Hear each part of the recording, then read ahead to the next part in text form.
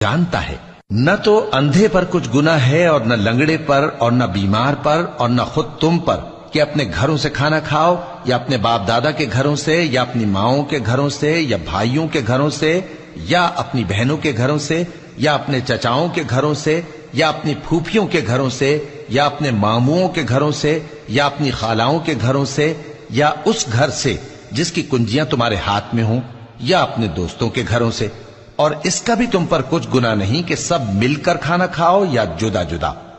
پھر جب گھروں میں جایا کرو تو اپنے گھر والوں کو سلام کیا کرو، یہ اللہ کی طرف سے مبارک اور پاکیزہ تحفہ ہے۔